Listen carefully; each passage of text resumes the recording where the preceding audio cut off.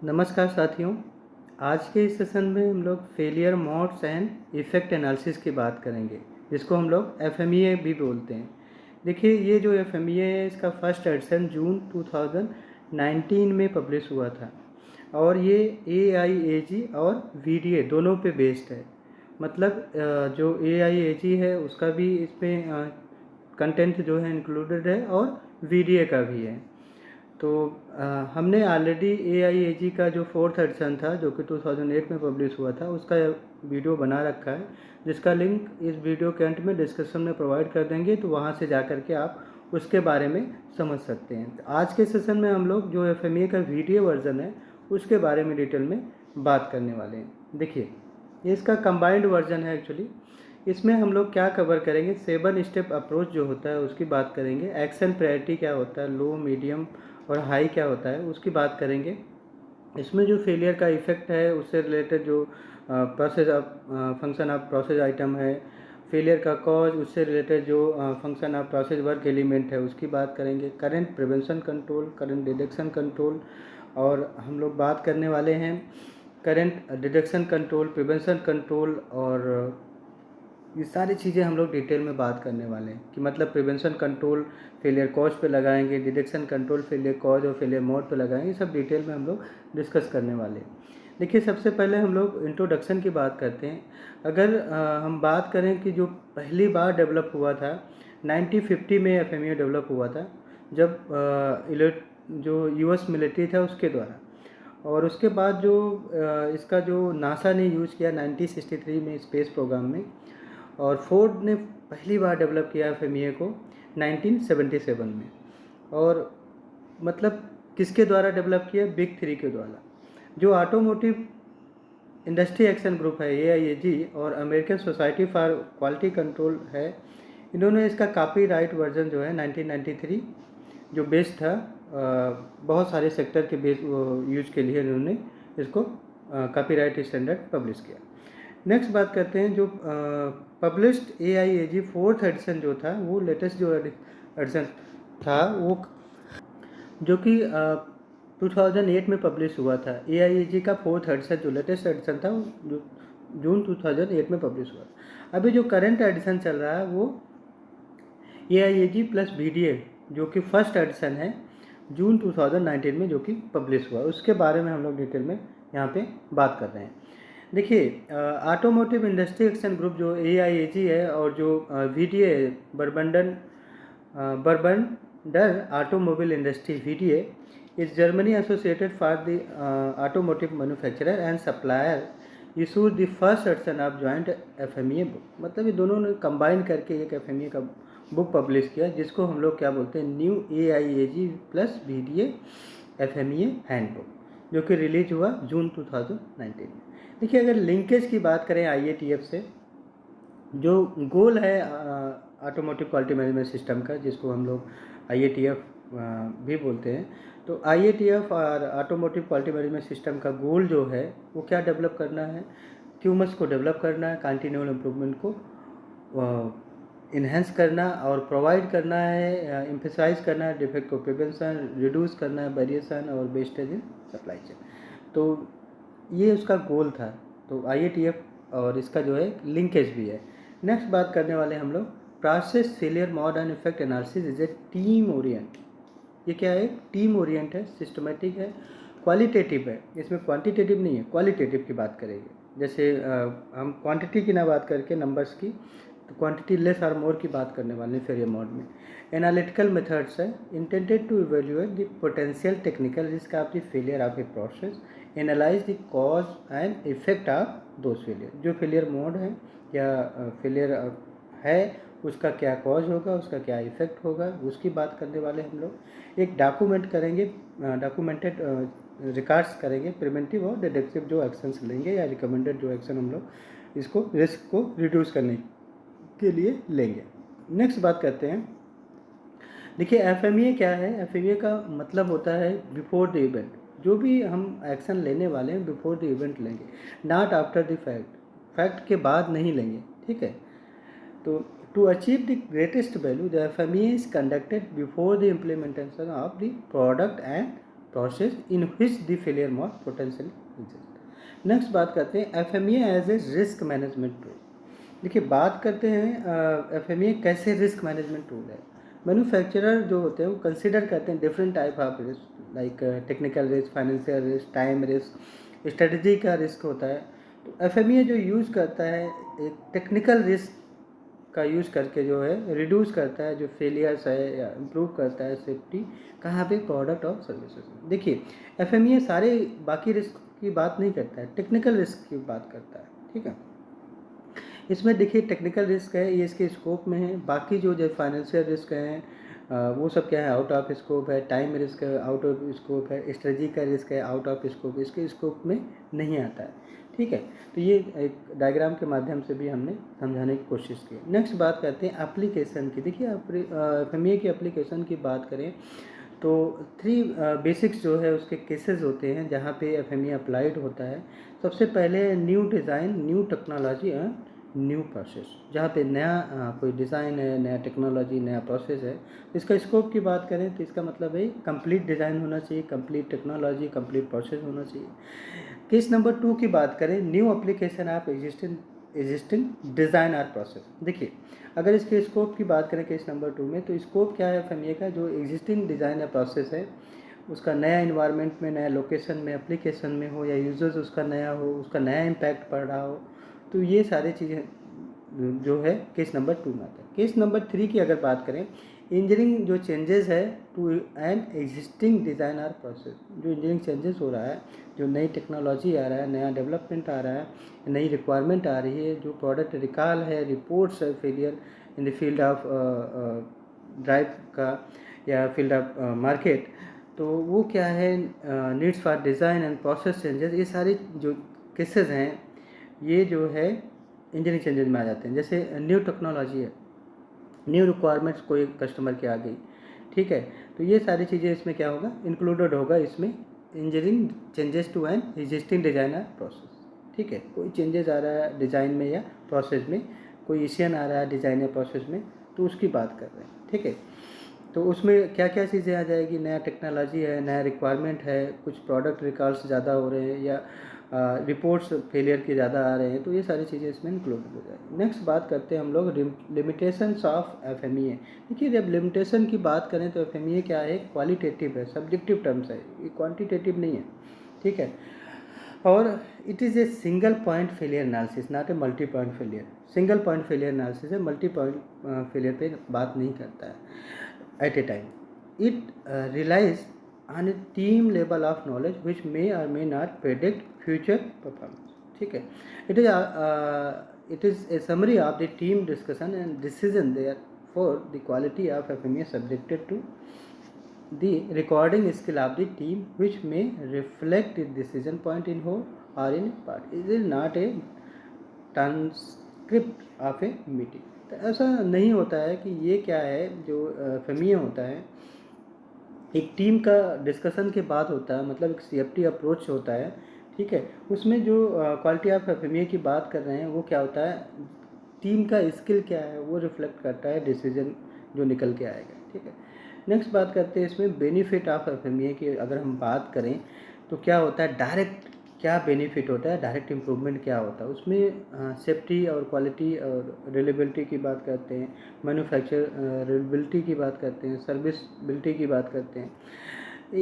इसमें इसका मतलब है thereby reducing warranty and cost, ठीक है। तो ये डायरेक्ट इम्प्रूवमेंट हुआ। अगर इनडायरेक्ट की बात करें, reduction of late changes, defect free product launches, strong communication, buildup knowledge base and regulatory compliances, तो इनडायरेक्ट इंप्रूवमेंट इन सब चीज़ों में होता है। इसका मतलब है thereby improving customer satisfaction. तो इससे क्या होगा, इनडायरेक्ट हुआ आपका कस्टमर सेटिस्फैक्शन होगा, डायरेक्ट हुआ आपका वारंटी और कॉस्ट को रिड्यूस करना, ठीक है। तो नेक्स्ट बात करते हैं डिफाइन द कस्टमर। अगर FMEA में हम लोग बात करें तो जो मेजर कस्टमर होते हैं 4 कस्टमर होते हैं। सबसे पहले होता है इंड यूज़र। इंड यूज़र क्या होता है, जो पर्सन या ऑर्गेनाइजेशन है जो प्रोडक्ट को यूटिलाइज करेगा उसको हम लोग क्या बोलते हैं, इंड यूज़र बोलते हैं।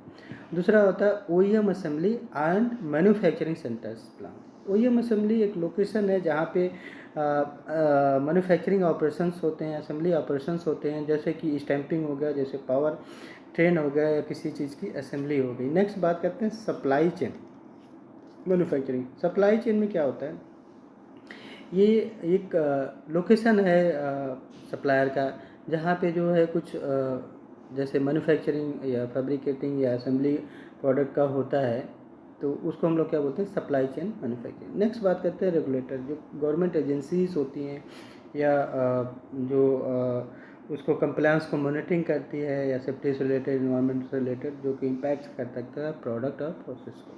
तो ये 4 कस्टमर टोटल होते हैं। अगर हम एफएमई में स्टेप्स की बात करें या 7 स्टेप अप्रोच की बात करें, तो सबसे पहले आता है प्लानिंग एंड प्रिपरेशन, दूसरा आता है स्ट्रक्चर एनालिसिस, तीसरा आता है फंक्शनल एनालिसिस, चौथा आता है failure analysis. Structure, function, failure, ये सारे जो है तीनों जो है आपस में लिंक होते हैं इनके स्टेप्स, तो वो हम डिटेल में बात करेंगे। वैसे हमने कलर कोडिंग उसके लिए कर भी रखा है, वो हम वहाँ पे दिखा के आपको हम लोग समझने की कोशिश भी करेंगे। स्टेप नंबर 5 में आता है रिस्क एनालिसिस, छठा जो है ऑप्टिमाइजेशन है, सातवां क्या है हमारा रिजल्ट ऑप्टिमाइजेशन। देखिए हम सबसे पहले बात करें स्टेप 1 की, प्लानिंग एंड प्रिपरेशन। देखिए प्लानिंग एंड प्रिपरेशन की बात करें, जो एफएमईए होता है वो प्रोसेस एफएमईए का हेडर क्या है, ठीक है।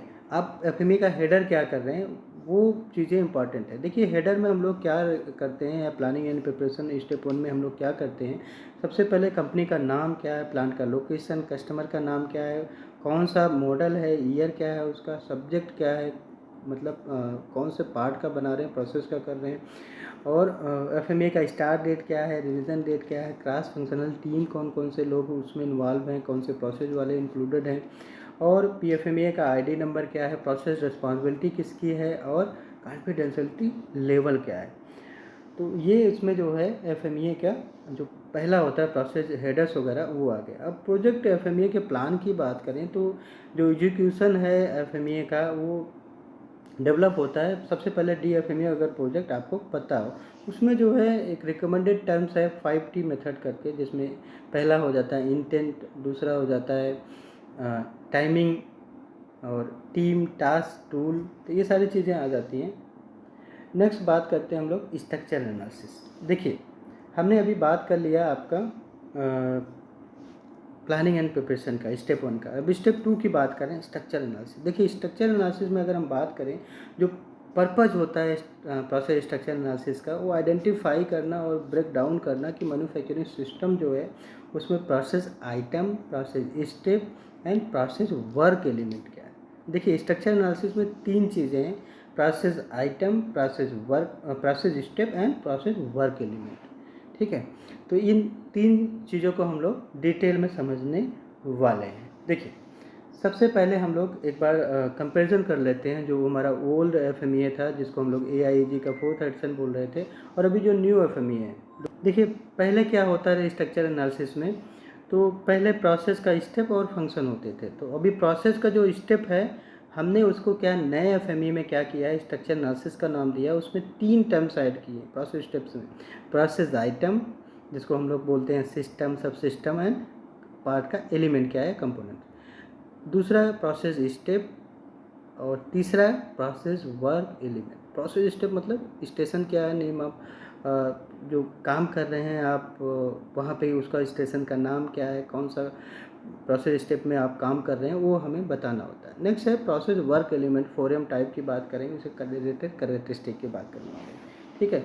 तो जो 4th एडिशन में एआईजी के प्रोसेस स्टेप होता था, वो अभी 3 टर्म में टूट गया, process item, process step and process work element, ठीक है। तीनों का कलर अलग है। ये जब हम नेक्स्ट स्टेप पढ़ेंगे 7 स्टेप अप्रोच में, नेक्स्ट स्टेप में जाएंगे, तो उसमें ये तीनों क्या होंगे, लिंकेज होंगे, process item, process step and process work element. चलिए नेक्स्ट बात करते हैं हम लोग स्टेप नंबर 3, फंक्शन एनालिसिस। देखिए अब फंक्शन एनालिसिस में जो तीनों हमने स्ट्रक्चर एनालिसिस में बात किया, वो लिंकेज उनका रहेगा। देखिए purpose of function process function analysis is to ensure that intended function requirement of product and process are approximately allocated. जो फंक्शन एनालिसिस का मतलब है कि जो हमारे स्ट्रक्चर हमने अभी बता दिया है, एफएमईए का स्ट्रक्चर कैसे होगा, ठीक है। स्ट्रक्चर से रिलेटेड उसका फंक्शन क्या होगा अभी, वहाँ इसकी बात करने वाले हैं। मतलब visualization of product and process function की बात कर रहे हैं, फंक्शन ट्री की बात कर रहे हैं, एसोसिएटेड और रिक्वायरमेंट कैरेक्टरिस्टिक की बात कर रहे हैं, कोलैबोरेशन कर रहे हैं टीम का। ठीक है, तो ये सारी चीज़ें हम लोग डिटेल में बात करने वाले हैं। इसमें नेक्स्ट बात करें, देखिए जो फंक्शन एनालिसिस है, हमने स्ट्रक्चर एनालिसिस की बात की जिसमें जो प्रोसेस आइटम है, जो प्रोसेस स्टेप है, प्रोसेस वर्क एलिमेंट है, अब वो लिंकेज होने वाले हैं।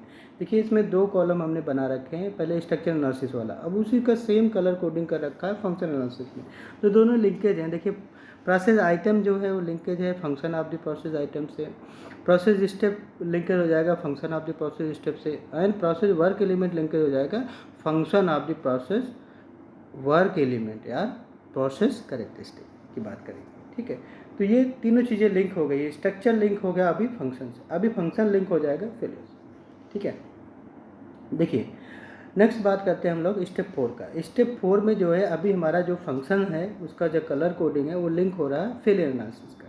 देखिए अभी हम स्टेप 3 की बात करें, देखिए स्टेप 3 में एक ही वर्ड होता था, जो स्टेप 3 में AIAG जो था उसमें क्या होता था, सिर्फ फंक्शन होता था।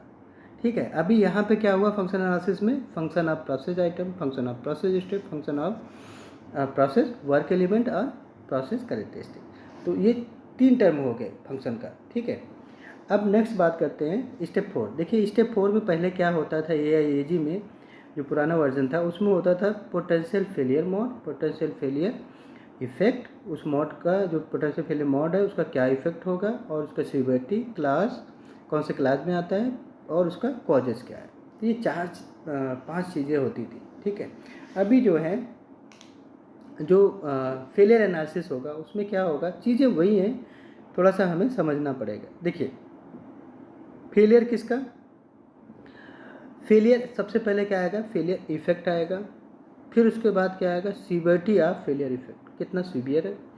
ठीक है, उसके बाद इसमें आएगा फेलियर मोड क्या है, फिर आएगा अपना फेलियर कोज क्या है वर्क एलिमेंट का। देखिए फेलियर इफेक्ट उसका सीवियरिटी आ गया, सीवियरिटी ऑफ फेलियर इफेक्ट, और उसके बाद आएगा failure mode of the process step, process step का फेलियर मोड क्या है। ठीक है, फिर आएगा failure cause of the process work element. ठीक है, तो तीनों लिंकेज हैं, कलर कोडिंग से भी हम समझ सकते हैं। तो जो प्रोसेस आइटम है वो लिंकेज है फेलियर इफेक्ट से, और जो प्रोसेस का स्टेप है वो लिंकेज है आपका फेलियर मोड से, और जो प्रोसेस का वर्क एलिमेंट है वो लिंकेज है फेलियर कॉजेस से। ठीक है, तो ये कलर कोडिंग से भी दिख रहा है।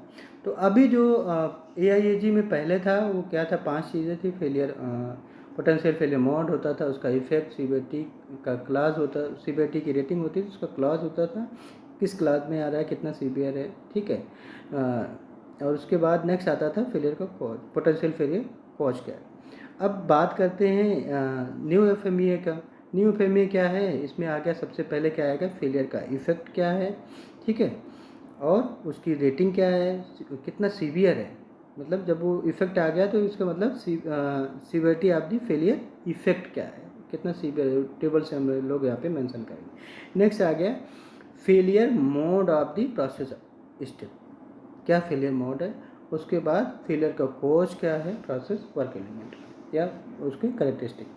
ठीक है, नेक्स्ट बात करते हैं, देखिए स्टेप 4 में ही हम अगर थ्योरेटिकल कुछ डेफिनेशंस की बात करें या नॉलेज की बात करें तो इसमें क्या होगा, process purpose of the process failure analysis is to identify failure causes, failure mode and effect, so they are relationship to enable risk assessment. देखिए इनके रिलेशनशिप की बात करेंगे, फेलियर कॉज क्या है, फेलियर मोड क्या है, फेलियर इफेक्ट क्या है। ये failure risk analysis is performed for each element step in the process item process, descriptions like structure analysis and step 2 and function analysis step 3, मतलब step 2 step 3 का जो रिलेशनशिप है वो इसमें हम लोग शो करने वाले हैं फेलियर एनालिसिस में। ठीक है, तो स्ट्रक्चर एनालिसिस में जैसे हमने बात किया था, प्रोसेस का आइटम होगा, प्रोसेस का स्टेप होगा, प्रोसेस वर्क एलिमेंट, उनका फंक्शन हो गया, function of process item, process work element, process item, process step, process work element. तो ये दोनों जो है इसमें इंक्लूडेड रहेंगे जो फेलियर एनालिसिस करेंगे। तो फंक्शन का उसका फेलियर का क्या इफ़ेक्ट होगा, प्रोसेस आइटम का प्रोसेस स्टेप में क्या मोड है, और उसका प्रोसेस वर्क एलिमेंट में क्या कॉज है। ठीक है, नेक्स्ट बात करते हैं। देखिए इसी में और है फेलियर्स क्या होता है। डिफिनेशन की बात करें, failure of a process step are deduced from the product and process characteristic. कुछ एग्जांपल्स हैं फेलियर्स का, जैसे नॉन कन्फर्मिटी हुआ, कंसिस्टेंसी हो गया, पार्शली एग्जीक्यूटेड टास्क हो गया, अनइंटेंशनल एक्टिविटी हो गया, अननेसेसरी एक्टिविटीज़ हो गया। कुछ एक फेलियर चेन दिख रहा है जिसमें हम लोग देख रहे हैं कि बीच में क्या है, फेलियर मोड है, और लेफ्ट हैंड साइड पे क्या है हमारा फेलियर का इफेक्ट है, मतलब क्या हैपेंड हो गया, और फेलियर का कॉज इधर है कि ये फेलियर मोड का कॉज क्या है, कैसे ये बना। ठीक है, वाई, तो इसमें वाई की बात कर रहा है, और इधर व्हाट हैपेंड की बात रहा है जो इफेक्ट है। ठीक है, जिसको हम लोग सीवियरिटी बोल रहे हैं। देखिए फेलियर का इफेक्ट क्या होगा, सीवियरिटी की रेटिंग बताएगा, और फेलियर का मोड क्या बताएगा आपका। ठीक है, और उस मोड का क्या कॉज है, जो कॉज होगा उसका जो है जो रेटिंग होगा वो अकरेंस बताएगा। तो आपका यहाँ पे अकरेंस और आपका सीवियरिटी आ गया। ठीक है, अब आपको डिडक्शन के लिए जो है रेटिंग देखनी पड़ेगी। नेक्स्ट बात करते हैं फेलियर का इफेक्ट। देखिए फेलियर इफेक्ट की बात करें, फेलियर इफेक्ट की बात करें, जो फेलियर इफेक्ट है वो related to function of process item. देखिए फेलियर इफेक्ट किसका होगा, प्रोसेस आइटम का। Process item, function of process item का जो इफेक्ट है वो क्या है, फेलियर इफेक्ट है। मतलब सिस्टम, सब सिस्टम और पार्ट का एलिमेंट और नेम ऑफ प्रोसेस, ये आ जाएगा फेलियर इफेक्ट में। Failure effect are describe in terms of what the customer might be notice or experience. क्या नोटिस कर रहा है, क्या एक्सपीरियंस कर रहा है। Failure that could impact safety or cause non compliance to regulation should be clearly identified the PFME। देखिए customer क्या हो सकता है आपका, इंटरनल, एक्सटर्नल, लेजिस्लेटिव बॉडीज हो गया, प्रोडक्ट इंडिविजुअल या ऑपरेटर्स हो सकते हैं। ठीक है, फेलियर का जो इफेक्ट है वो क्या होगा, कहाँ कहाँ होगा। सीवियरिटी की अगर रेटिंग की बात करें, सबसे पहले जो इफेक्ट होता है our plant, in our plant. Our plant में क्या होगा, the effect of the failure mode assuming the defect is detected in plant, what action will be plan taken. जैसे अगर मान लीजिए कोई फेलियर आपने डिटेक्ट किया प्लांट में, तो उसमें क्या एक्शन लगे, क्या इसको स्क्रैप करने वाले हैं, कुछ और करने वाले हैं। दूसरा होता है shift to plant, the effect of the failure mode assuming the defect is not detected before shipping to the next plant, what action will be next plant taken। देखिए जैसे सॉर्टिंग वगैरह करा लो आप, जैसे नए किसी प्लांट में शिपमेंट करने जा रहे हैं, आपको अगर फेलियर डिटेक्ट हो गया तो आप क्या करेंगे, उसका सेग्रीगेशन वगैरह करा ले सकते हैं। नेक्स्ट है इंड्यूसर। तो इंड्यूसर पे जो इफेक्ट है प्रोसेस आइटम का, क्या इफेक्ट पड़ेगा। जैसे मान लीजिए आपने, what will be the individual notice या फील, हियर, स्मेल, क्या करता है। ठीक है, तो आपको क्या करना है, उसमें क्या एक्शन लेना है, वो बात कर रहे हैं हम लोग इंडिविजुअल पे। ठीक है, 3 जगह हमें फेलियर को एनालिसिस करना है। सबसे पहले इन प्लांट में क्या है, शिफ्ट टू प्लांट क्या है, इंडिविजुअल पे। ठीक है, the following question should be asked to help determine the potential impact of the failure effect. देखिए ये क्वेश्चंस कुछ हैं जो कि हम आस्क करके आइडेंटिफाई कर सकते हैं कि इसका फेलियर का कितना इम्पैक्ट पड़ेगा, फेलियर का इफेक्ट क्या है। Does the failure mode physically impact downstream processing causing potential harm to equipment और ऑपरेटर। दूसरा, what is the potential impact on individual. ठीक है, कुछ तीसरा है questions, what would happen if the failure effect was detected period to reaching the individual. तो ये 3 question हैं जो कि हम लोग पूछ सकते हैं, और उससे जो है उसका आंसर से हम लोग समझ सकते हैं इसका क्या इफेक्ट पड़ेगा और कैसे इसको जो है फेलियर को हम लोग डिटेक्ट कर सकते हैं। ठीक है, चलिए पहले अगर क्वेश्चन की बात करें, does the failure mode physically impact downstream process और cause potential harm to equipment और ऑपरेटर। इसका मतलब this include an inability to assemble or join a mating component at any subsequent customer facility. If so, then identify the manufacturing impact your plant and ship to plant in the PFME. If not, then go question number 2. ठीक है, when part cannot be assembled there, no impact to the end user and question number 2 does not apply। ठीक है, देखिए, अब जैसे कुछ question number 1 के examples हैं। एग्जांपल क्या है? Unable to assemble at operation X, unable to attach the customer facility, unable to connect the customer facility, cannot board at operation, damage equipment at operation, in danger operator at customer facility। ये सारे हैं question 1 के examples हैं। What is the potential impact on the end user, ये question number 2 है। क्या potential impact होगा? देखिए, इसमें अगर हम लोग बात करें, जैसे हो गया हाई एफर्ट हो गया, अनप्लेजेंट ऑर्डर हो गया, डिफ़िकल्ट टू कंट्रोल हो गया, पुअर अपीयरेंस हो गया, रेगुलेटरी सिस्टम फंक्शन रिड्यूस हो जाए, इंड यूज़र का lack of vehicle control, safety effect हो जाए इंड यूज़र पे, और वीक लीकेज हो जाए, वाटर लीकेज हो जाए ज़्यादा, रफ आइडल हो जाए, अनेबल टू एडजस्टमेंट हो जाए। ठीक है, ये सारी चीज़ें आ जाती हैं। नेक्स्ट बात करते हैं, what would happen if a failure effect was detected period to reaching the end user. End user के पहले पहुंचने के पहले जो है अगर डिटेक्ट हो जाए तो क्या करेंगे? The failure effect at the current or receiving location also need to consider identify the manufacturing impact your plant, ship to plant in the FME. Line shut down होगा, स्टाफ शिपमेंट करना है कि yard hold 100% of product scrap, decrease line speed, added manpower to maintain required line rate, rework and repair, ये सारी चीज़ें होंगी। Next क्या होगा? Failure mode. देखिए, फेलियर मोड क्या होता है? तो मतलब अगर जो है इंडिविजुअल पे पहुंचने के पहले आपको मिलता है तो आपको लाइन क्या है, शट डाउन करना है, स्टॉप करना है शिपमेंट को, यार्ड को होल्ड करना है, 100% प्रोडक्ट को स्क्रैप करना। ठीक है, ये सारी चीज़ें। फेलियर मोड की बात करें, if process failure mode is defined as manner in which the process को causing the product not to deliver और प्रोवाइड द इंटेंडेड एक्शन। देखिए, इसका मतलब जो फेलियर मोड है, जो प्रोसेस की रिक्वायरमेंट है उसको नहीं मीट कर पा रहा, उसको फेल हो जा रहा है मीट करने के लिए, तो उसको हम लोग क्या बोलते हैं? फेलियर मोड बोलते हैं।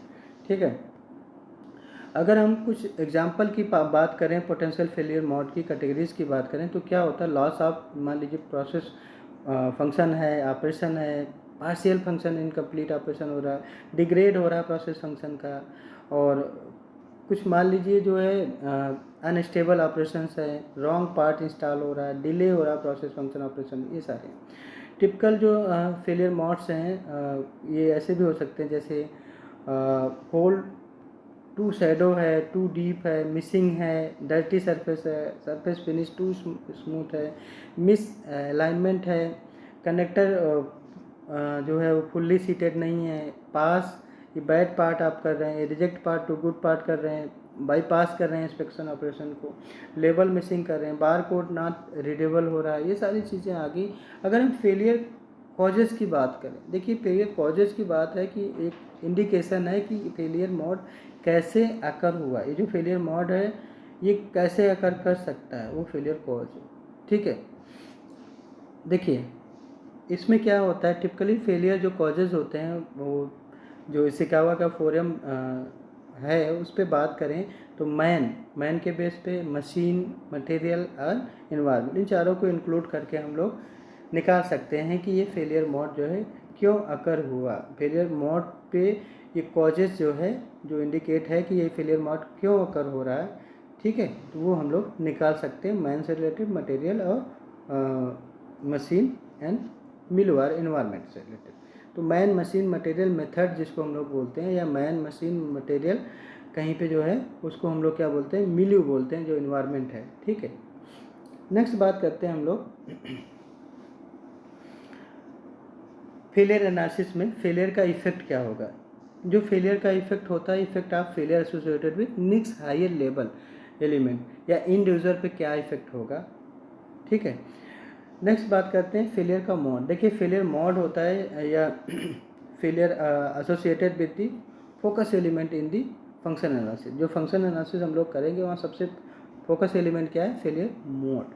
ठीक है, फेलियर मोड मतलब कि प्रोसेस की रिक्वायरमेंट जो थी उसको फेल हो गया मीट करने के लिए, तो उसको हम लोग फेलियर मोड बोलते हैं। देखिए फेलियर का कॉज क्या है? फेलियर कॉज है cause of failures associated with work element and process characteristic. तो हम लिंकेज कर रहे हैं कि फेलियर का इफेक्ट जो है प्रोसेस आइटम हो गया, फेलियर का इफेक्ट मतलब सीवीटी की रेटिंग हो गई। अब फेलियर का कॉज जो है वो प्रोसेस स्टेप है, और जो प्रोसेस वर्क एलिमेंट है या function of work element and process characteristic है वो क्या है, फेलियर का कॉज है। तो हम ये लिंकेज कर रहे हैं, ठीक।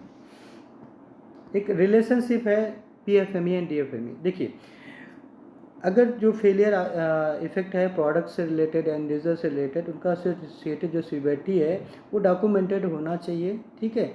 और वो जो है सारी चीज़ें जो फेलियर्स हैं वो DFMA के दरमियान है तो उसको PFMA भी इंक्लूड करना चाहिए। It design failure of A feature product characteristic can causes a failure for one or more product functions. The corresponding process failure is the inability of the process to manufacture the same feature as designed. The failure to conform to a product characteristic alone lead to the failure effect. Only in this case, the failure effect in the DFMEA same as in PFMEA. All failure effect which are caused by the failure of the processes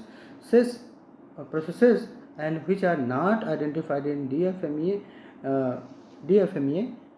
have to be newly defined and assessed in the process PFMEA. हमें वो define करना है, ठीक है। अगर मान लीजिए कोई DFMEA में नहीं आइडेंटिफाइड किया गया वो PFMEA में करना है। नेक्स्ट बात करते हैं रिस्क एनालिसिस। देखिए, अब हम स्टेप नंबर 5 की बात करें, रिस्क एनालिसिस। आपने जो है फेलियर एनालिसिस कर लिया, आपने स्ट्रक्चर एनालिसिस कर लिया, आपने जो है उसका फंक्शन एनालिसिस कर लिया, मतलब प्लानिंग कर लिया, planning and preparation, structure analysis कर लिया, उसके बाद उसका जो है फंक्शन एनालिसिस कर दिया, स्ट्रक्चर का, फंक्शन का जो फेलियर एनालिसिस कर दिया। अब रिस्क असेसमेंट करना है हमें, रिस्क एनालिसिस करना है। देखिए, रिस्क एनालिसिस में क्या है, AIAG जो 4th एडिशन होता था उसमें सीवियरिटी, क्लास, पोटेंशियल कॉज होता था, ठीक है। अकरेंस उसकी रेटिंग होती थी और उसके बाद जो है करंट आपका कंट्रोल्स आ जाता था, डिटेक्शन कंट्रोल्स आ जाते हैं, प्रिवेंशन कंट्रोल आ जाता था, ठीक है। और उसका RPN आ जाता है, मतलब सीवियरिटी, क्लॉज और पोटेंशियल कॉजेज आ जाता था फेलियर का। तो कॉज का उसका अकरेंस की रेटिंग आ जाती थी और उसका जो प्रिवेंशन, डिटेक्शन कंट्रोल, जो डिटेक्शन कंट्रोल और डिटेक्शन की रेटिंग आ जाती थी, RPN नंबर आ जाता था। ये सारी चीज़ें होती थी रिस्क एनालिसिस। अभी क्या होता है, देखिए अभी स्टेप 5 में अगर बात करें करंट प्रिवेंशन कंट्रोल क्या ये आता है, उसके बाद जो है प्रिवेंशन कंट्रोल आएगा, तो अकरेंस उसके बाद आता है। प्रिवेंशन कंट्रोल पहले आएगा, उसके बाद अकरेंस की रेटिंग आती है, अकरेंस ऑफ फेलियर कॉज। तो फेलियर कॉज का क्या है, अकरेंस आएगा। उसके बाद जो है, मतलब इसका मतलब जो प्रिवेंशन कंट्रोल है फेलियर कॉज पे लगा रहे हैं, ठीक है। अब उसके बाद जो है उसका अकरेंस की रेटिंग आ गई फेलियर कॉज की। अब आएगा current detection control of failure cause और फेलियर मोड, दोनों पे लगेगा डिटेक्शन कंट्रोल। तो डिटेक्शन कंट्रोल जो है दोनों पे लगेगा। उसके बाद उसकी रेटिंग आ जाएगी डिटेक्शन कंट्रोल की, मतलब detection of failure cause and failure mode, उसकी रेटिंग आ गई। अब उसके बाद जो है PFMA का एक्शन प्रायोरिटी आ जाएगा, वहाँ पे RPN आता था, यहाँ एक्शन प्रायोरिटी आ जाएगा। उसके बाद स्पेशल कैरेक्टरिस्टिक आ जाएगा कुछ है तो, और FMEA का अगर कोड कोई है तो वो ऑप्शनल है, वो भी आप प्रोवाइड कर सकते हैं। नेक्स्ट बात करते हैं हम लोग। देखिए, रिस्क एनालिसिस में अगर कुछ टर्म्स और डेफिनेशन की बात करें, the purpose of process risk analysis is to estimate the risk by evaluating severity, occurrence and detection. तो इसमें हम लोग सीवियरिटी, अकरेंस और डिटेक्शन की बात करेंगे, एक्शन प्रायोरिटी की बात करेंगे। In order to prioritise the need for actions, the main objective of process failure analysis are assignment of existing और plan control, rating of failure, assignment and prevention control to the failure causes, some detection control of failure cause and failure mode, and rating of severity, occurrence, detection for each failure chain, evaluation of action priority, collaboration between customer and supplier severity, and on basis for optimization step। चलिए, अब next बात करते हैं इसमें current prevention control, detection control. देखिए, prevention control, detection control की बात करें, प्रिवेंशन कंट्रोल की अगर हम लोग बात कर रहे हैं तो इसमें हम लोग क्या करेंगे, देखिए दो प्रोसेस प्लानिंग में क्या करेंगे, current prevention control facilitate optimal process planning to minimise the possibility of the failure occurrence, minimise करना, prevention of possible layout deficiency of the production facility. अगर हम प्रोडक्शन प्रोसेस की बात करें तो इसमें एलिमिनेट करना है, प्रिवेंट करना है द फेलियर कॉजेज और reduce is rate of occurrence. Rate of occurrence, देखिए प्रोडक्ट केस में रेट ऑफ अकरेंस को हमें रिड्यूस करना है। Prevention of defectively produce part in the production facility. Process में क्या करना था हमें, जो प्रोसेस था उसको ऑप्टिमल करना है, प्रोसेस को प्लानिंग को मिनिमाइज करना, पॉसिबिलिटी ऑफ फेलियर रखना। और जो प्रोडक्शन प्रोसेस है, देखिए प्रोसेस प्लानिंग में तो ऐसा कर दिया हमने, प्रोडक्शन प्रोसेस में क्या करेंगे, एलिमिनेट करेंगे फेलियर के कॉजेस को, रिड्यूस करेंगे रेट ऑफ अकरेंस के, जो रेट ऑफ अकरेंस है उसको रिड्यूस करेंगे। और नेक्स्ट क्या करेंगे, प्रिवेंशन ऑफ जो डिफेक्टिवली पार्ट्स हैं वो जो है प्रोडक्शन फैसिलिटी में वो हमें रिड्यूस करना। देखिए अगर एग्जांपल की बात करें प्रोडक्शन प्रोसेस में, टू हैंड कोई ऑपरेशन लगा दो, फॉर्म डिपेंडेंट पोजीशन लगा दो, इक्विपमेंट का मेंटेनेंस, ऑपरेटर का मेंटेनेंस हुआ, और वर्क इंस्ट्रक्शंस हो गए, विजुअल एड्स हो गए, मशीन कंट्रोल हो गए, ठीक है, ये सारी चीज़ें हैं। फर्स्ट पार्ट रिलीज हो गया। नेक्स्ट बात करते हैं हम लोग करेंट डिटेक्शन कंट्रोल। देखिए प्रिवेंशन आपने बात की, अब डिटेक्शन कंट्रोल की बात करें। करेंट डिटेक्शन कंट्रोल क्या करता है, डिटेक्ट करता है एग्जिस्टिंग आपके फेलियर कॉज और फेलियर मार्क, दोनों पे लगाएं, failure cause failure mark, either by automatic और मैनुअल मेथड, ठीक है, बिफोर लीव द प्रोसेस और to the ship to the customer, customer को भेजने के पहले या जो है प्रोसेस को छोड़ने पहले। Example of current detection control क्या है, विजुअल इंस्पेक्शन। विजुअल इंस्पेक्शन होता है, विजुअल इंस्पेक्शन में सैंपल चेकलिस्ट हो गया, या ऑप्टिमल टेस्ट हो गया, कुछ लिमिट सैंपल हो गया, एट्रीब्यूशन जो टेस्ट होता है मैंडल के द्वारा, या डायमेंशन चेक हो गया आपका कैलिपर के द्वारा, गेजेस के द्वारा, या टॉर्क की मॉनिटरिंग हो गई, रैंडम इंस्पेक्शन हो गया आपका, ठीक है, लोड मॉनिटरिंग हो गया, ये सारी चीज़ें इसमें आ सकती हैं। नेक्स्ट बात करते हैं हम लोग इवोल्यूशन का। देखिए इसमें इवोल्यूशन बहुत इंपॉर्टेंट है आपका। जब हम लोग बात करते हैं इवोल्यूशन की, तो उसमें सीवियरिटी का इवोल्यूशन, अकरेंस और डिटेक्शन तीनों आ जाते हैं। तो सीवियरिटी क्या है, सीवियरिटी ऑफ फेलियर इफेक्ट है, और अकरेंस क्या है, occurrence of the failure cause है, एंड डिटेक्शन क्या है, detection of the occurrence failure cause and failure mark की बात करेंगे।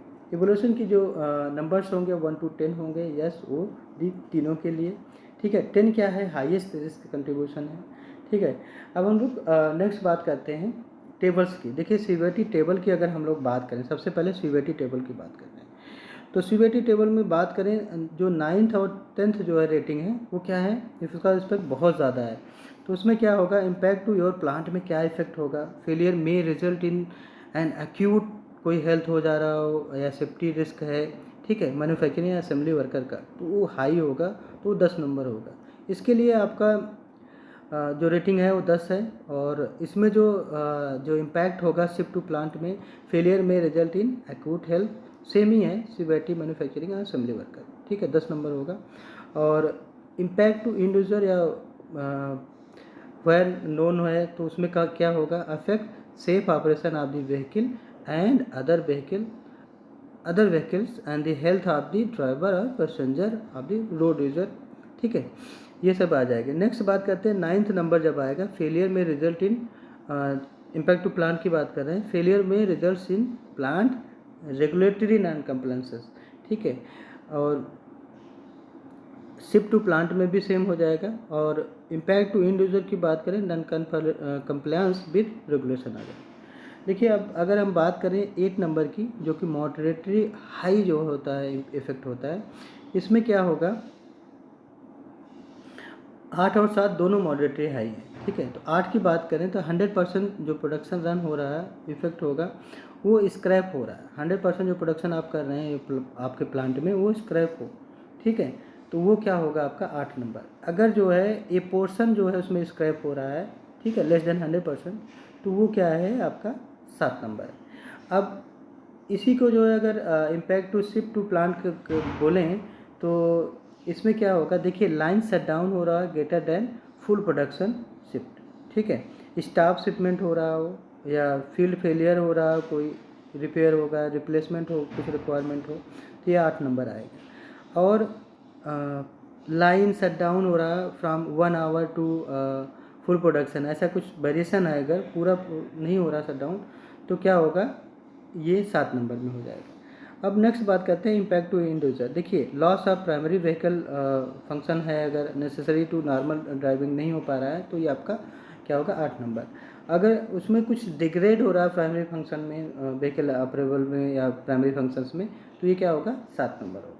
नेक्स्ट बात करते हैं सीवीटी का। 6, 5 और 4 की बात करते हैं। मॉडरेटली लो होते हैं कैटेगरी में इफेक्ट को इनका। इम्पैक्ट टू एयर प्लांट में बात करें तो 6 नंबर होता है। 100% जो प्रोडक्शन आपने बनाए रखा है वो रिवर्क हो जाएगा ऑफलाइन, ठीक है। और ये पोर्शन जो प्रोडक्शन आपका है अगर वो रिवर्क हो जा रहा है ऑफलाइन तो वो 5 नंबर हो गया। और 100% जो प्रोडक्शन आपने बनाया वो रिवर्क हो जाए उसी स्टेशन पे, तो ये क्या होगा आपका 4 नंबर हो गया, ठीक है। अब impact to ship to plan की बात करें तो अगर 6 नंबर है तो आपका लाइन जो है क्या है, शट डाउन हो रहा है या अप टू 1 आवर्स, 1 घंटे के आसपास हो रहा है शट डाउन, तो 6 नंबर है।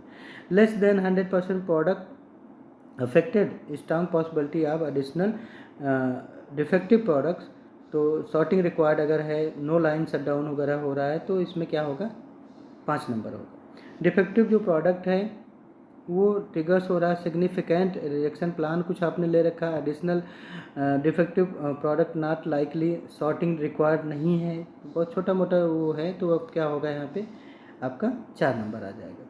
नेक्स्ट बात करते हैं इम्पैक्ट टू इंड्यूसर। देखिए इम्पैक्ट टू इंड्यूसर में बात करें, loss of secondary vehicle function है तो ये क्या होगा 6 नंबर, और जो डिग्रेडेशन है सेकेंडरी फंक्शन का तो क्या होगा 5 number. Very objectional appearance sound वगैरह वैसा आ रहा है, वाइब्रेशन हार्शनेस ऐसा कुछ फील हो रहा है, एसी काम नहीं कर रहा है हल्का फुल्का, ये क्या होगा आपका 4 नंबर होगा। नेक्स्ट बात करते हैं आपका 3, 2 और 1 की बात कर रहे हैं। तो देखिए 3 और 2 क्या है, लो इफेक्ट होता है इसका, तो इसमें क्या होगा इम्पैक्ट टू योर प्लांट में क्या है, portion of the production run may have to rework in station, मतलब ये पोर्शन जो प्रोडक्शन का है वो रिवर्क हो रहा है इन स्टेशन पे, तो ये 3 नंबर।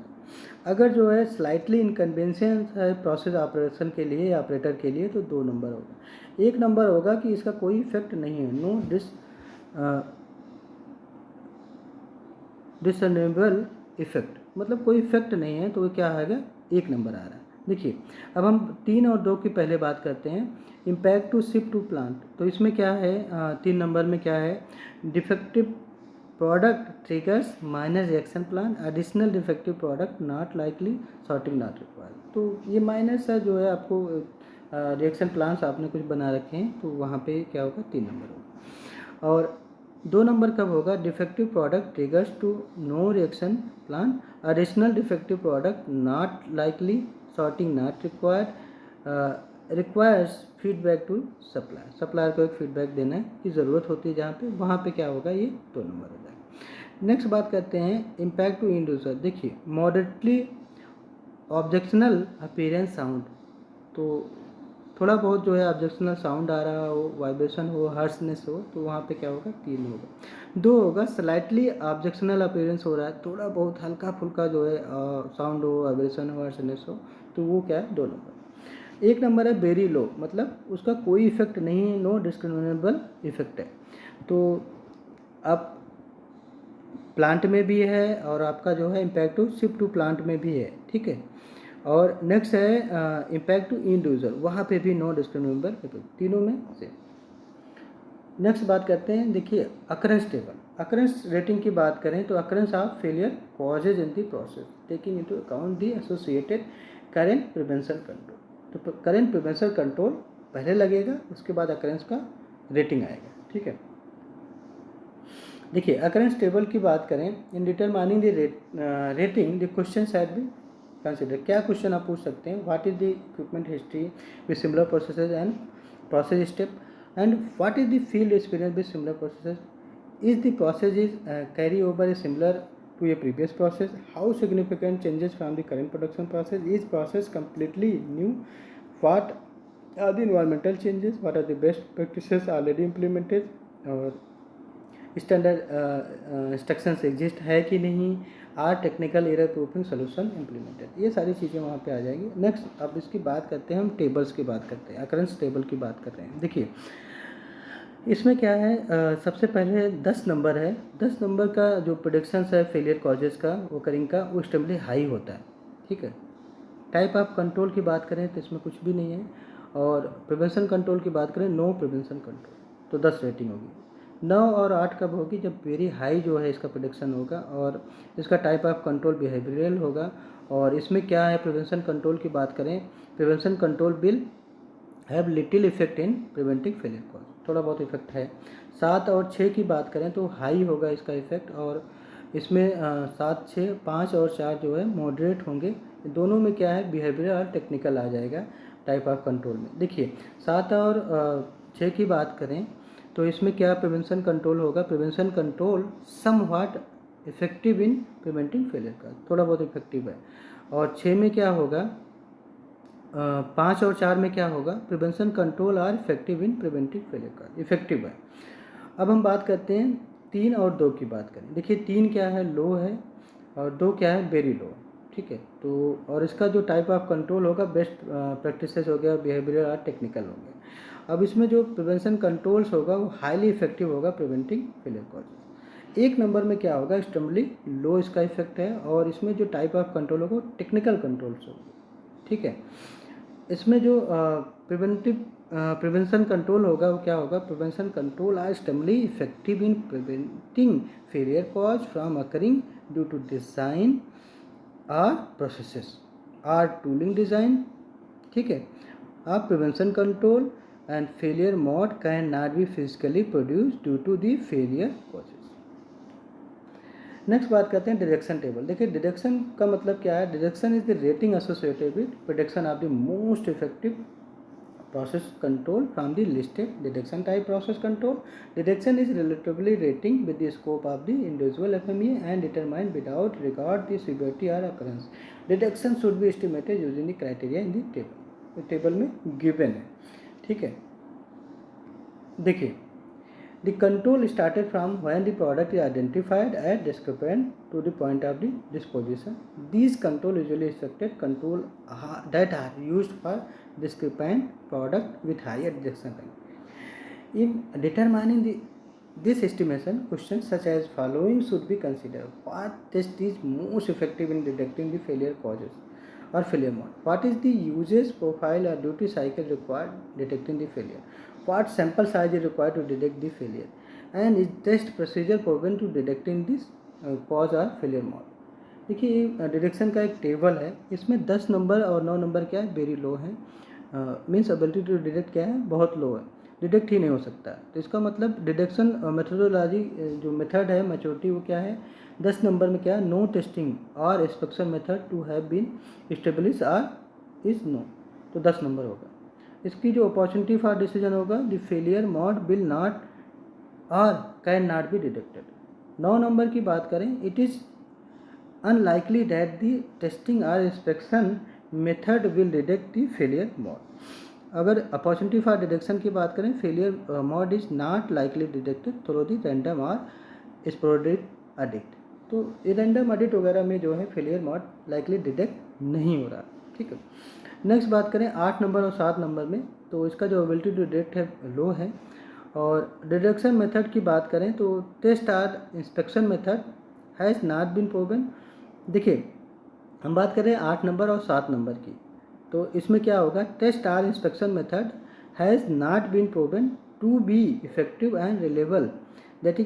जैसे कि plant has little or no experience with the method, gauge R&R result marginal on comparable process or this application etc.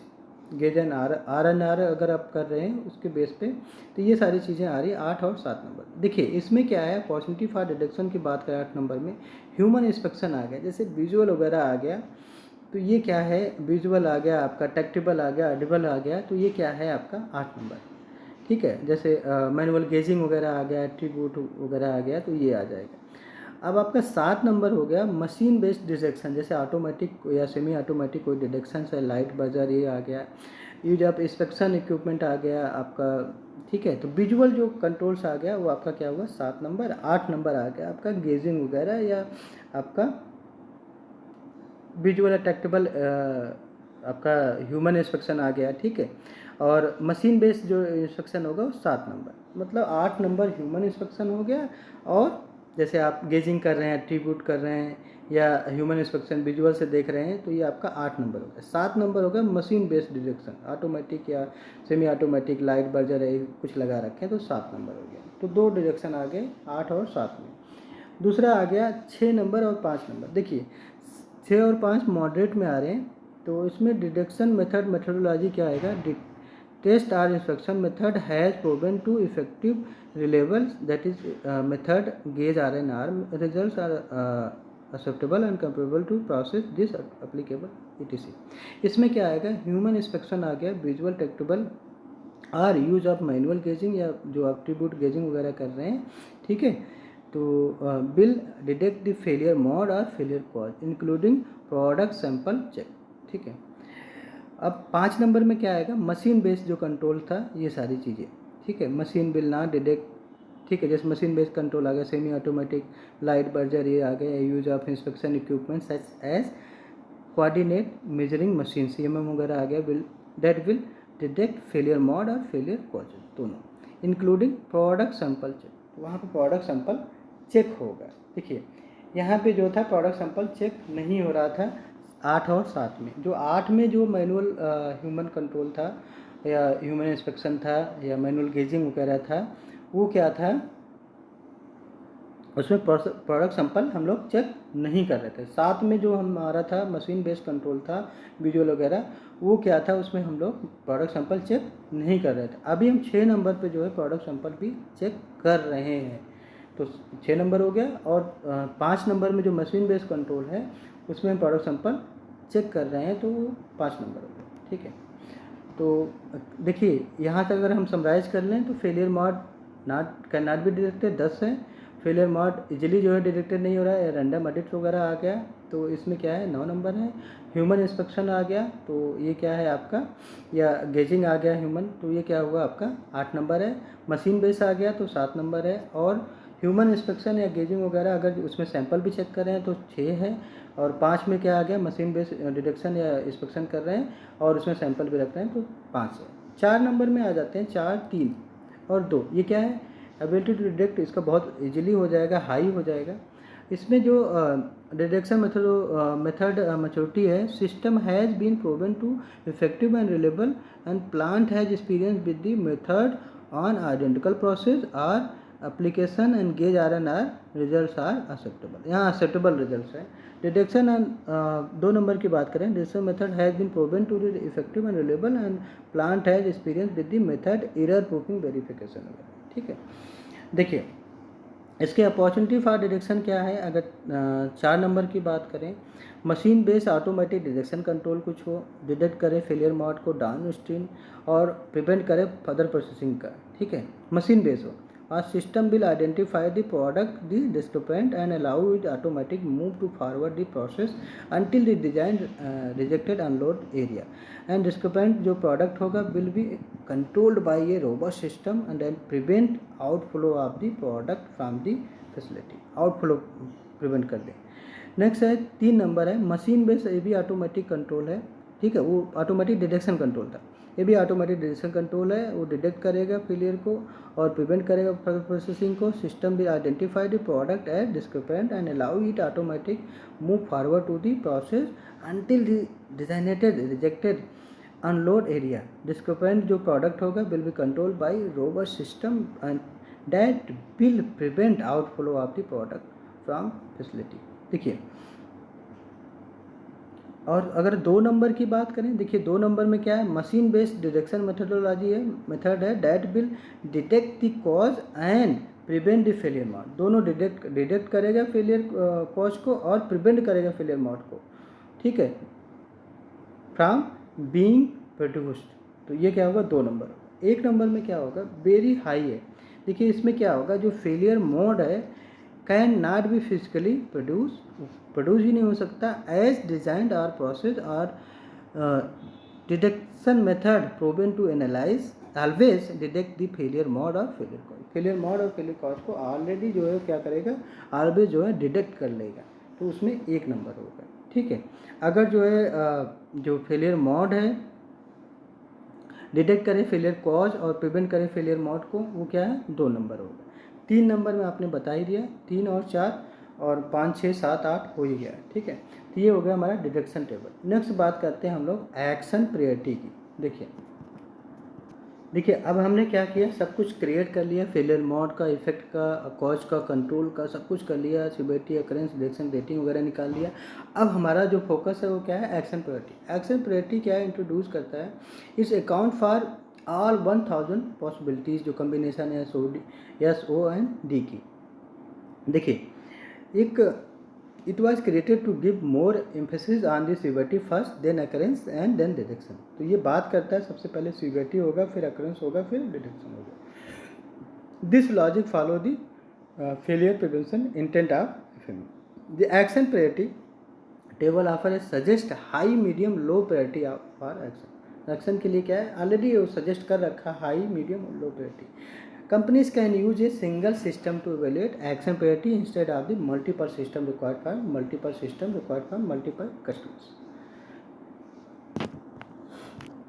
देखिए the risk priority number are the product of the SOD and तीनों का multiplication है। Ranges क्या है, 1 to 1000, जिसमें RPN क्या होता है। देखिए आरपीएन जो होता है वो प्रोवाइड करता है रेंज ऑफ दी रेटिंग की, बट आरपीएन जो है अकेले जो है वो एडिक्वेट नहीं मेथड है डिटरमाइन करने के लिए कि आपको एक्शन किधर फोकस करना है। ये इक्वल वेट होता है सिवियरिटी, अकरेंस और डिडक्शन। बट एक्शन प्रायोरिटी में हमने क्या बताया कि वो ऑलरेडी डिफाइंड है कि आपको सबसे पहले सिवियरिटी, फिर अकरेंस, फिर डिडक्शन पर फोकस करना है, और लो, मीडियम, हाई रिस्क भी आइडेंटिफाइड है, ठीक है। बट इसमें जो है आरपीएन में इक्वल वेटेड होते हैं सिवियरिटी, अकरेंस और डिडक्शन, तो ये दिक्कतें होती है, ठीक है। तो हम लोग अब बात करने वाले हैं एक्शन प्रायोरिटी के। देखिए एक्शन प्रायोरिटी जो टेबल है वो डिजाइनेटेड है to work with severity, occurrence and deduction table provide in this handbook. If the organisation choose to modify SOD table for specific product और प्रोसेस और project, the action priority should also be carefully reviewed. Action priority rating tables are same for DFMEA and PFMEA but different for PFMEA, MSR के लिए अलग। देखिए अगर हम बात करें प्रायोरिटी हाई की, highest priority of the review and action, वो हाईएस्ट प्रायोरिटी पे होगा। Team needs to either identify an appropriate action to improve prevention and deduction control और justify the document why current control are adequate. Priority medium, medium priority क्या है, medium priority of for the review and action, तो इसका priority क्या है, medium है। The team should identify approaches action to improve prevention और deduction control at the discretions of the company, justify and document पर control are adequate। Next बात करें priority low. देखिए प्रायोरिटी लो मतलब क्या, low priority for review and action, the team should identify action to improve prevention and deduction control. एक recommended that the potential severity 9/10 जो है जो फेलियर्स है effect with the action priority high and medium, ठीक है। At a minimum मतलब ये जो एक्शन प्रायोरिटी होगा इसमें हाई और मीडियम से कम नहीं होगा। At a minimum be reviewed by the management including any recommended action that were taken. This is not the prioritization of high, medium or low risk. It is the prioritization of need for action to reduce। मतलब ये action की prioritisation है, ये उसका नहीं है कि ये प्रायोरिटाइजेशन हाई, मीडियम और लो रिस्क का है। ये जो प्रायोरिटाइजेशन है ये एक्शन कैसा लेना है, नीड क्या है एक्शन का, उसका प्रायोरिटाइजेशन है रिस्क को रिड्यूस करने के लिए। It may be helpful to include a statement such as no further action is required needed is the remarks feel as appropriate। Next बात करते हैं, देखिए एक्शन प्रायोरिटी टेबल की बात कर रहे हैं। अगर हम बात करें इफेक्ट क्या है, प्रोडक्ट और प्लांट इफेक्ट क्या है, बहुत ज़्यादा अगर है तो इसकी जो सिवियरिटी की रैंकिंग है 9-10 होगा। इसमें हमने बात कर रखा है कि prediction of the failure causes occurring क्या होगा। अगर जो है अकरेंस जो है, और देखिए सिवियरिटी 9-10 है, ठीक है।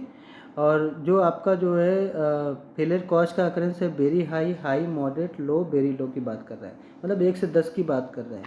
तो इसका जो कम्बिनेशन आएगा, डिडक्शन की जो बात कर रहे हैं, एबिलिटी टू डिडक्ट की बात कर रहे हैं 1 से 10 में। देखिए जो कम्बिनेशन निकल के आ रहा है कि अगर जो है सिवियरिटी 9-10 आपकी फिक्स आपने कर रखी है, जो अकरेंस है अगर वो 8 से 10 है, और आपका जो डिडक्शन है वो 2 से 1 से लेकर के 10 तक है, तब भी जो आपका जो एक्शन प्रायोरिटी होगा वो हाई होगा, ठीक है। आपकी सीबीटी फिक्स है 9-10। अभी जो अकरेंस है आपका वो अगर मान लीजिए 4 से जो है आपका जो है 10 तक है, ठीक है, और आपका जो डिडक्शन है 1 से 10 तक है, तो इसमें भी जो है आपका क्या होगा, एक्शन पेनल्टी क्या होगा, हाई होगा, एक को छोड़ करके। एक में क्या हो जाएगा आपका जो डिडक्शन 1 है उसमें मीडियम हो जाएगा एक्शन पेनल्टी, बाकी जो है हाई है।